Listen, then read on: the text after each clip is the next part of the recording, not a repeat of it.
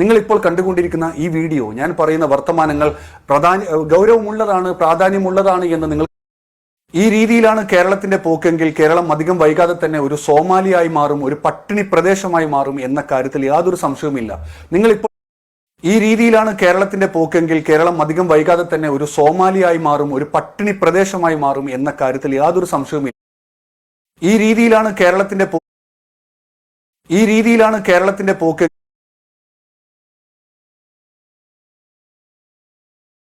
രീതിയിലാണ് കേരളത്തിന്റെ പോക്കെങ്കിൽ കേരളം അധികം വൈകാതെ തന്നെ ഒരു സോമാലിയായി മാറും, ഒരു പട്ടിണി പ്രദേശമായി മാറും എന്ന കാര്യത്തിൽ യാതൊരു സംശയവുമില്ല. നിങ്ങൾ ഇപ്പോൾ കണ്ടുകൊണ്ടിരിക്കുന്ന ഈ വീഡിയോ, ഞാൻ പറയുന്ന വർത്തമാനങ്ങൾ ഗൗരവമുള്ളതാണ്, പ്രാധാന്യമുള്ളതാണ് എന്ന് നിങ്ങൾക്ക് തോന്നുന്നുവെങ്കിൽ നിങ്ങളൊന്ന് ഷെയർ ചെയ്യുക, നിങ്ങൾ മറ്റുള്ളവരിലേക്ക് എത്തിക്കുക എന്ന് അഭ്യർത്ഥിച്ചുകൊണ്ട് മാതൃഭൂമി ചാനലിൽ വന്ന ഒരു റിപ്പോർട്ട് കാണിച്ചുകൊണ്ട് നമുക്ക് തുടങ്ങാം.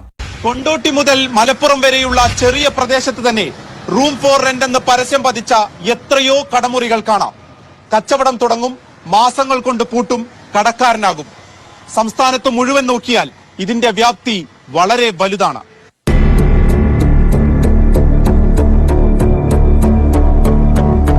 നമ്മുടെ കേരളത്തിന്റെ പച്ചയായ യാഥാർത്ഥ്യമാണ് മാതൃഭൂമി ചാനൽ പറഞ്ഞു വെക്കുന്നത്. നിങ്ങൾ കേരളത്തിന്റെ അങ്ങോളം ഇങ്ങോളം ഒന്ന് സഞ്ചരിച്ചു കഴിഞ്ഞാൽ കാണാൻ സാധിക്കുന്ന ഒരു ചിത്രമുണ്ട്. ഫോർ റെന്റ് എന്ന് പറയുന്ന ബോർഡ് നിങ്ങൾക്ക് ധാരാളമായി കൊണ്ട് കാണാം. അതുപോലെ തന്നെ കടകാലിയാക്കൽ വിൽപ്പന എന്ന് പറയുന്ന ബോർഡ് നിങ്ങൾക്ക് ധാരാളമായി കാണാം. 50% വിലക്കുറവിൽ ഇതാ വിറ്റു തീർക്കുന്നു എന്ന് പറയുന്ന ബോർഡുകൾ ധാരാളമായി കൊണ്ട് കാണാം. നമ്മുടെ നാട്ടിലെ വ്യാപാര സ്ഥാപനങ്ങൾ നേരിടുന്ന അതീവമായ പ്രതിസന്ധിയുടെ സൂചക ബോർഡുകളാണ് നമ്മൾ കാണുന്ന ആ ബോർഡുകൾ എന്ന് പറയുന്നത്. ഗൗരവമാണ് വിഷയം. ഞാൻ കഴിഞ്ഞ കുറെ വർഷങ്ങളായി കൊണ്ട് എറണാകുളം മാർക്കറ്റിൽ, ഹോൾസെയിൽ മാർക്കറ്റിൽ തുണിക്കച്ചവടം ചെയ്യുന്ന ഒരു വ്യാപാരിയാണ് ഞാൻ. എനിക്കറിയാം എറണാകുളം മാർക്കറ്റിൽ ഇതിനോടകം തന്നെ എത്രമാത്രം കടകളാണെന്നോ അടച്ചു പോയിട്ടുള്ളത്. ഒരുപാട് കടകൾ അടച്ചുപൂട്ടൽ ഭീഷണി നേരിട്ടുകൊണ്ടിരിക്കുന്നു. നിങ്ങൾ ഏതെങ്കിലും ഒരു വില്ലേജ് ഓഫീസിൽ ചെന്നൊന്ന് പരിശോധിച്ചു കഴിഞ്ഞാൽ ബാങ്കിൽ നിന്നുള്ള ജപ്തി നോട്ടീസുകൾ അഥവാ റവന്യൂ റിക്കവറിക്ക് വേണ്ടിയുള്ള നോട്ടീസുകൾ ആ ഒരു വില്ലേജ് ഓഫീസിൽ വന്നത് നിങ്ങൾക്ക് കാണാൻ സാധിക്കും. അതിന്റെ ലിസ്റ്റ് നിങ്ങൾക്ക് എടുത്തു കഴിഞ്ഞാൽ നിങ്ങൾ അത്ഭുതപ്പെട്ടു പോകും. ഇത്രമാത്രം ആളുകളാണോ ജപ്തി ഭീഷണി നേരിട്ടുകൊണ്ടിരിക്കുന്നത് എന്നത് നിങ്ങളെ അത്ഭുതപ്പെടുത്തും. എത്രമാത്രം ആളുകളാണ് ഇതിനോടകം തന്നെ ആത്മഹത്യ ചെയ്തു പോയിട്ടുള്ളത്, എത്രമാത്രം ആളുകളാണ് ആത്മഹത്യ വക്കിൽ നിലകൊള്ളുന്നത്. ഞാൻ നിൽക്കുന്നത് ആലുവയിലാണ്. ആലുവയിൽ ഒരു വ്യാപാര സ്ഥാപനത്തിന്റെ, ഒരു ടെക്സ്റ്റൈൽ ഷോപ്പിന്റെ അകത്താണ് അതിന്റെ ഓണർ തൂങ്ങി മരിച്ചിട്ട് അധികം മാസങ്ങളായിട്ടില്ല. അങ്ങനെ നമ്മുടെ നാട് അതീവമായ ഒരു പ്രതിസന്ധിയിലൂടെയാണ് കടന്നുപോയിക്കൊണ്ടിരിക്കുന്നത്. ഇതിന്റെ ഒന്നാമത്തെ കാരണം എന്ന് പറയുന്നത് ആളുകളുടെ കയ്യിൽ പണമില്ലാത്തതാണ്. ആളുകളുടെ കയ്യിൽ പണമില്ല. കാരണം ആളുകളുടെ കയ്യിൽ പണമുണ്ടെങ്കിലേ ആളുകൾക്ക് വ്യാപാര സ്ഥാപനങ്ങളിൽ പോകാനും അവിടെ നിന്ന് പർച്ചേസ് ചെയ്യാൻ സാധിക്കുകയുള്ളൂ. നമ്മുടെ നാട്ടിലെ പ്രധാന വരുമാന മാർഗം എന്ന് പറയുന്നത് പ്രവാസികൾ അയച്ചു തരുന്ന പണമായിരുന്നു. അതിൽ തന്നെ ഗൾഫുകാർ അയച്ചു തരുന്ന പണമായിരുന്നു നമ്മുടെ നാട്ടിലെ ആ ഒരു ക്രയവിക്രയത്തിന് വേണ്ടി നമ്മൾ ഉപയോഗിച്ചുകൊണ്ടിരുന്നത്. ആ ഒരു പണത്തിന്റെ വരവ് ഇന്നിപ്പോൾ കുറഞ്ഞിരിക്കുകയാണ്. പുതിയ തലമുറ എല്ലാവരും പോകാൻ ആഗ്രഹിക്കുന്നത് തങ്ങൾക്ക് പൗരത്വം ലഭിക്കുമെന്ന് ഉറപ്പുള്ള രാജ്യങ്ങളിലേക്കാണ് അവർ പോകുന്നത്. ഗൾഫിലേക്കോ അല്ലെങ്കിൽ ഗൾഫ് രാജ്യങ്ങളിലേക്ക് പോകാൻ ഇന്നത്തെ പുതിയ തലമുറ ആഗ്രഹിക്കുന്നില്ല. അവർ പോകുന്നത് കാനഡയിലേക്കും UK-യിലേക്കും ഓസ്ട്രേലിയയിലേക്കും ന്യൂസിലൻഡിലേക്കും ഒക്കെയാണ് അവർ പോകാൻ ആഗ്രഹിക്കുന്നത്. കാരണം അവിടെ ചെന്ന് കഴിഞ്ഞാൽ അവർക്ക് അവിടുത്തെ പൗരത്വം ലഭിക്കും, പിന്നെ ആ നാട്ടുകാരായി, പിന്നെ തിരിച്ച് അവർക്ക് ഇങ്ങോട്ടേക്ക് വരേണ്ടതില്ല. കാരണം അത്രമാത്രം പുതിയ തലമുറ ഈ നാട്ടിൽ നിന്നും എങ്ങനെയെങ്കിലും ഒന്ന് ഓടി രക്ഷപ്പെടാൻ വേണ്ടി ആഗ്രഹിച്ചുകൊണ്ടിരിക്കുകയാണ്. അങ്ങനെ അത്തരത്തിലുള്ള യൂറോപ്പ് പോലുള്ള അത്തരം രാജ്യങ്ങളിലേക്ക് പോകുന്നത് വഴി എന്താണ് സംഭവിക്കുന്നത്? അവർ അവിടെ നിന്നും പണം ഇങ്ങോട്ട് അയക്കുകയല്ല ചെയ്യുന്നത്. അവർ അവരുടെ ജീവിതം അവിടെ ഒന്ന് കെട്ടിപ്പടുക്കാൻ വേണ്ടി അവിടെ ലഭിക്കുന്ന സമ്പത്ത് അവർ അവിടെ ഉപയോഗിക്കുകയാണ്. നമുക്ക് ലഭിക്കുന്നത് ആകെ പ്രവാസികൾ അയക്കുന്ന, ഗൾഫിൽ നിന്നും പ്രവാസികൾ അയക്കുന്ന പണം മാത്രമായിരുന്നു നമുക്ക് വന്നുകൊണ്ടിരുന്നത്. അതിൽ തന്നെ ഇന്നിപ്പോൾ കുറവ് സംഭവിച്ചിരിക്കുകയാണ്. അപ്പോൾ കേരളത്തിലേക്ക് വന്നുകൊണ്ടിരുന്ന സമ്പത്തിൽ ഒരു കുറവ് സംഭവിച്ചിരിക്കുന്നു, അതിന്റെ വരുമാനത്തിൽ ഒരു കുറവ് സംഭവിച്ചിരിക്കുന്നു എന്നത് നമ്മൾ നേരിടുന്ന ഈ പ്രതിസന്ധിയുടെ ഒരു കാരണമാണ്. നമ്മൾ നേരിട്ടുകൊണ്ടിരിക്കുന്ന ഈ ഒരു പ്രതിസന്ധിയുടെ മറ്റൊരു കാരണം എന്ന് പറയുന്നത് നമ്മുടെ സംസ്കാരത്തിന്റെ, നമ്മുടെ കൾച്ചറിൽ വന്ന ഒരു മാറ്റമാണ്. അതിന്റെ മറ്റൊരു കാരണം എന്ന് പറയുന്നത്, നമ്മുടെ ആദ്യമൊക്കെ നമ്മുടെ കയ്യിൽ പണം വന്നു കഴിഞ്ഞാൽ, ശമ്പളം കിട്ടിയാലോ അല്ലെങ്കിൽ ഗൾഫിൽ നിന്നുള്ള പ്രവാസി പണം അയച്ചാലോ ഒക്കെ നമ്മൾ ചെയ്യുന്നത് നമ്മുടെ തൊട്ടടുത്തുള്ള ഒരു കടയിൽ ചെന്ന് അല്ലെങ്കിൽ നമ്മുടെ ടൗണിലുള്ള ഒരു കടയിൽ ചെന്ന് നമ്മൾ അവിടെ നിന്നും പലചരക്ക് സാധനങ്ങൾ വാങ്ങുന്നു. ആ സാധനങ്ങൾ നമ്മൾ വാങ്ങുക വഴി ആ പലചരക്കുകാരന്റെ കയ്യിൽ നമ്മുടെ കയ്യിലുള്ള പണം അദ്ദേഹത്തിന്റെ കയ്യിലെത്തുന്നു. അദ്ദേഹം ആ പണം കൊണ്ട് അദ്ദേഹം ഹോൾസെയിൽ മാർക്കറ്റിൽ ചെന്നുകൊണ്ട്, അങ്ങാടിയിൽ തന്നെയുള്ള ഹോൾസെയിൽ മാർക്കറ്റിൽ ചെന്നുകൊണ്ട് അവിടെ നിന്നും സാധനങ്ങൾ വാങ്ങുന്നു. അങ്ങനെ ആ പണം അവിടെ എത്തുന്നു. അങ്ങനെ മിച്ചം വരുന്ന ഇദ്ദേഹത്തിന്റെ കയ്യിൽ, ഈ കച്ചവടക്കാരന്റെ കയ്യിൽ മിച്ചം വരുന്ന ആ പണം ഉപയോഗിച്ചുകൊണ്ട് ഇദ്ദേഹത്തിന് ആവശ്യമുള്ള മറ്റു വസ്തുക്കൾ ഇദ്ദേഹം വാങ്ങുന്നു. അങ്ങനെ പല രീതിയിലാണ് നമ്മൾ ഇത് ക്രയവിക്രയം ചെയ്തുകൊണ്ടിരുന്നത്. നമ്മുടെയൊക്കെ ഉള്ളിൽ തന്നെയാണ് ഈ പണം റൊട്ടേറ്റ് ചെയ്തുകൊണ്ടിരുന്നത്. നമ്മൾ നമ്മുടെ തൊട്ടടുത്തുള്ള രവിച്ചേട്ടൻ്റെ കടയിൽ ചെന്ന് വാങ്ങുന്നു, രവിച്ചേട്ടൻ ഗോപാൽ ചേട്ടൻ്റെ കടയിൽ നിന്ന് വാങ്ങുന്നു, അത് പിന്നീട് കറങ്ങി തിരിഞ്ഞ് ഓരോരുത്തരുടെയും കൈകളിലെത്തുന്നു. അങ്ങനെ ക്രയവിക്രയം ചെയ്യുന്ന അവസ്ഥയിലായതുകൊണ്ട് തന്നെയാണ് നമ്മുടെയൊക്കെ കയ്യിൽ പണമുണ്ടായിരുന്നു. പക്ഷെ ഇന്നിപ്പോൾ നമ്മൾ എന്താണ് ചെയ്യുന്നത്? ഇന്നിപ്പോൾ നമ്മളുടെ കയ്യിൽ ശമ്പളം ലഭിച്ചു കഴിഞ്ഞാൽ നമ്മൾ ഉടനെ തന്നെ നമുക്ക് എന്തെങ്കിലും സാധനം വാങ്ങണമെങ്കിൽ നമ്മൾ കോർപ്പറേറ്റുകളുടെ ആമസോൺ പോലെയുള്ള ഫ്ലിപ്കാർട്ട് പോലെയുള്ള ഓൺലൈൻ പ്ലാറ്റ്ഫോമിൽ ചെന്നുകൊണ്ട് നമുക്ക് ആവശ്യമുള്ള സാധനങ്ങൾ അവിടെ നിന്നാണ് വാങ്ങുന്നത്. നമ്മൾ ഓൺലൈൻ വഴി കൊണ്ട് തന്നെ അവിടെ നിന്ന് തന്നെ പണം പേ ചെയ്യുകയാണ്. ആ പണം പോകുന്നത് കോർപ്പറേറ്റുകളുടെ കയ്യിലേക്കാണ് പോകുന്നത്, നമ്മുടെ നാട്ടിലേക്കല്ല പോകുന്നത്. അപ്പോൾ എന്താണ് സംഭവിക്കുന്നത് എന്ന് നമുക്കറിയാലോ. ഞാൻ ആദ്യം പറഞ്ഞ പോലെ തന്നെ നമ്മുടെ തൊട്ടടുത്ത കടയിൽ നിന്നാണ് നമ്മളൊരു സാധനം വാങ്ങുന്നത്, അല്ലെങ്കിൽ നമ്മുടെ ടൗണിൽ തന്നെയുള്ള കടകളിൽ നിന്നാണ് നമ്മൾ സാധനം വാങ്ങുന്നതെങ്കിൽ അത് കറങ്ങി തിരിഞ്ഞ് നമ്മുടെ കൈകളിൽ തന്നെ പിന്നീട് വന്നെത്തുകയാണ്.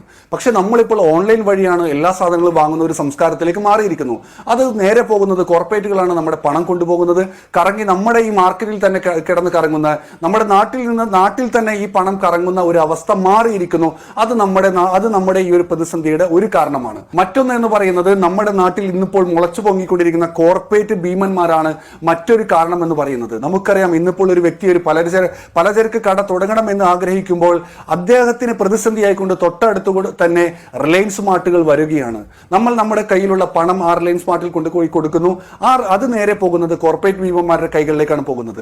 ഇനിയിപ്പോൾ ഒരു വ്യക്തി ഒരു മെഡിക്കൽ ഷോപ്പ് ഇടുക എന്ന് വിചാരിക്കുക, അവിടെയും കോർപ്പറേറ്റ് ഭീമന്മാർ വന്നുകൊണ്ട് എല്ലാ ടൗണുകളിലും നിങ്ങളൊന്ന് പരിശോധിച്ചു കഴിഞ്ഞാൽ കാണാൻ സാധിക്കും, ഈ കോർപ്പറേറ്റുകൾ മെഡിക്കൽ രംഗത്ത് പോലും അവർ കൈവച്ചിരിക്കുന്നു. ഇനിയിപ്പോൾ നമ്മൾ ഒരു ടെക്സ്റ്റൈൽ ഷോപ്പ് ഇടുക എന്ന് വിചാരിച്ചു കഴിഞ്ഞാൽ അവിടെയും നമുക്ക് കാണാൻ സാധിക്കും, റിലയൻസ് ട്രെൻഡ്സ് പോലെയുള്ള, മാക്സ് പോലെയുള്ള, ഇപ്പോൾ ടാറ്റ സുഡിയോ പോലെയുള്ള കോർപ്പറേറ്റ് ഭീമന്മാർ അവിടെയും കൈവച്ചിരിക്കുന്നു.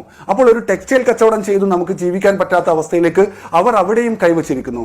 ഇനിയിപ്പോൾ നമുക്കൊരു ഫർണിച്ചർ ഷോപ്പ് തുടങ്ങാം എന്ന് വിചാരിച്ചു കഴിഞ്ഞാൽ അവിടെയും അവർ കൈവച്ചിരിക്കുന്നു. ടാറ്റ ക്രോമ പോലെയുള്ള അത്തരത്തിലുള്ള കോർപ്പറേറ്റ് ഭീമന്മാർ ഫർണിച്ചർ ഷോപ്പുകളിലും അവർ കൈകടത്തിയിരിക്കുന്നു. അങ്ങനെ ഒരു രീതിയിലും ഇവിടെ കച്ചവടം ചെയ്യാൻ സാധിക്കാത്ത രീതിയിൽ കോർപ്പറേറ്റുകൾ ഇവിടുത്തെ കച്ചവടങ്ങൾ കയ്യിലെടുക്കുക വഴി നമ്മുടെ നാട്ടിലുള്ള നാട്ടുകാരുടെ കൈകളിലേക്ക് നമ്മുടെ പണം ക്രയവിക്രയം ചെയ്യുന്ന അവസ്ഥ മാറിയിരിക്കുന്നു.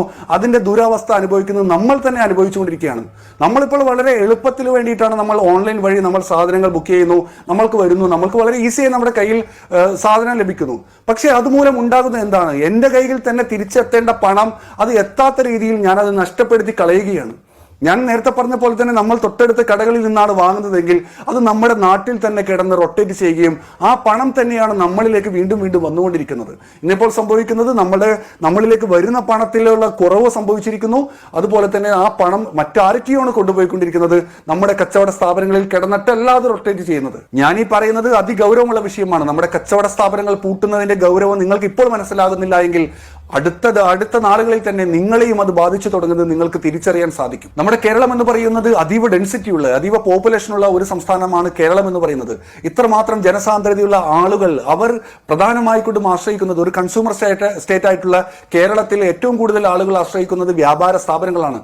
ആ വ്യാപാര സ്ഥാപനങ്ങൾ ഷട്ടർ ഇട്ട് കഴിഞ്ഞാൽ, ആ വ്യാപാര സ്ഥാപനങ്ങൾ അടക്കേണ്ടി വരുന്ന അവസ്ഥ വന്നു കഴിഞ്ഞാൽ അത് എത്രമാത്രം ഭയാനകപരമായ രീതിയിൽ നമ്മുടെ നാടിനെ ബാധിക്കും എന്ന് നിങ്ങളൊന്ന് ആലോചിച്ച് നോക്കുക. അതുകൊണ്ട് തന്നെ നമ്മുടെ സർക്കാർ, നമ്മുടെ ഭരണകൂടം എത്രയും പെട്ടെന്ന് തന്നെ ഇത് വലിയ ചർച്ചയാക്കണം. ഇത് വലിയ ഗൗരവത്തിൽ തന്നെ എങ്ങനെ ഇതിനൊരു പോംവഴി കണ്ടെത്താൻ സാധിക്കും? നമ്മുടെ ആളുകളിലേക്ക് സമ്പത്ത് എങ്ങനെ കൊണ്ടുവരാൻ സാധിക്കും? നമുക്കറിയാലോ, സൗദി അറേബ്യ അവരുടെ പ്രധാന വരുമാന മാർഗം പെട്രോളിയം പ്രൊഡക്റ്റുകളായിരുന്നു അവരുടെ പ്രധാന വരുമാന മാർഗം. പക്ഷെ അവർ തിരിച്ചറിയുന്നു, അത് വരും കാലങ്ങളിൽ പെട്രോളിയം പ്രൊഡക്റ്റിൽ നിന്നുള്ള വരുമാനം കൊണ്ട് മാത്രം ഞങ്ങൾക്ക് പിടിച്ചു നിൽക്കാൻ സാധിക്കില്ല എന്ന് കണ്ടതുകൊണ്ട് തന്നെ അവർ മറ്റു പല മേഖലകളിലേക്കും തിരിഞ്ഞിരിക്കുകയാണ്. കാരണം വരുമാനം കൊണ്ടുവരുന്നതിന് വേണ്ടിയുള്ള മാർഗങ്ങൾ അവർ തിരഞ്ഞുകൊണ്ടിരിക്കുകയാണ്. പക്ഷെ നമ്മുടെ കേരളത്തിലുള്ള നമ്മുടെ ഭരണകൂടം ഇത്തരത്തിലുള്ള ഒരു കാര്യത്തിലും ശ്രദ്ധിക്കുന്നില്ല എന്നത് ഖേദകരമാണ്. കാരണം നമ്മുടെ പ്രധാനപ്പെട്ട വരുമാന മാർഗം എന്ന് പറയുന്നത് പ്രവാസികൾ അയക്കുന്ന പണമായിരുന്നല്ലോ. പക്ഷെ ആ പണത്തിൽ കുറവ് സംഭവിച്ചുകൊണ്ടിരിക്കുന്നു. ഇനിയുള്ള കാലങ്ങളിൽ ആ കുറവ് കൂടുതൽ ഉണ്ടാകാനാണ് സാധ്യത. അപ്പോൾ എന്താണ് ഇനി മറ്റൊരു മാർഗം എന്നതിനെപ്പറ്റി നമ്മുടെ സർക്കാർ എന്തുകൊണ്ടാണ് ചിന്തിക്കാത്തത്? നമ്മുടെ ജനങ്ങളുടെ പോക്കറ്റിലേക്ക് പൈസ എങ്ങനെ കൊണ്ടുവരാം എന്നതിനെ പറ്റിയല്ലേ നമ്മൾ ആദ്യമായിക്കൊണ്ട് നമ്മൾ പഠിക്കേണ്ടത്, നമ്മൾ ചിന്തിക്കേണ്ടത്.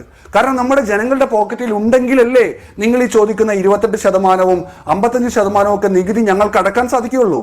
ഞങ്ങളുടെ പോക്കറ്റിലുള്ള പൈസ ഉണ്ടെങ്കിലല്ലേ നിങ്ങൾക്ക് സർക്കാർ ജോലിക്കാർക്ക് ശമ്പളം കൊടുക്കാനും അവർക്ക് പെൻഷൻ കൊടുക്കാനൊക്കെ സാധിക്കുകയുള്ളൂ. അപ്പോൾ ഈ പറയുന്ന സാധാരണക്കാരായ ആളുകളുടെ പോക്കറ്റിൽ പണമില്ല എങ്കിൽ എങ്ങനെ നമ്മുടെ കേരളം മുന്നോട്ട് പോകും? നമ്മുടെ കേരളത്തെ ഉപേക്ഷിച്ചുകൊണ്ട് യൂറോപ്പിലും കാനഡയിലും ഒക്കെ പോയി പൗരത്വം സ്വീകരിച്ച് അവിടെ സെറ്റിലാകുന്ന ആളുകളെയല്ല നിങ്ങൾ ഭരണകൂടം മഹാന്മാരായി കാണേണ്ടത്. ഈ മണ്ണിൽ ചവിട്ടി നിന്നുകൊണ്ട് തന്നെ ഈ മണ്ണിൽ ജീവിക്കാൻ ആഗ്രഹിക്കുന്നവരെ, അല്ലെങ്കിൽ ഈ മണ്ണിൽ നിന്നുകൊണ്ട് തന്നെ ഇവിടെ വ്യവസായം ചെയ്യാൻ ആഗ്രഹിക്കുന്നവരെയാണ് നിങ്ങൾ മഹാന്മാരായി കാണേണ്ടത്, നിങ്ങൾ ചേർത്ത് പിടിക്കേണ്ടത്. ഏതെങ്കിലും ഒരു മനുഷ്യൻ കച്ചവടം ചെയ്യാൻ ആഗ്രഹിക്കുന്നുവെങ്കിൽ അവന് വേണ്ട എല്ലാ സൗകര്യവും ചെയ്തു കൊടുത്തുകൊണ്ട് അവനെ വളർത്തുന്നതിന് വേണ്ടിയുള്ള നടപടികളാവണം നമ്മൾ ചെയ്യേണ്ടത്. അതുപോലെ തന്നെ കൂടുതൽ കൂടുതൽ ആളുകളെ വ്യവസായങ്ങളിലേക്ക് കൊണ്ടുവരുന്നതിന് വേണ്ടിയുള്ള ഒരു പ്രാക്ടീസും അതിനുവേണ്ടിയുള്ള പരിശീലനങ്ങളും ഒക്കെ അവർക്ക് കൊടുത്തുകൊണ്ട് കൂടുതൽ മേഖലകളിലേക്ക് നമ്മുടെ യുവാക്കളെ കൊണ്ടുവരികയാണ് നമ്മൾ ചെയ്യേണ്ടത്. എങ്ങനെ ഓരോ പൗരന്മാരുടെയും പോക്കറ്റുകളിലേക്ക് പണം കൊണ്ടുവരാം എന്നതിനെ പറ്റിയാണ് ചിന്തിക്കേണ്ടത്.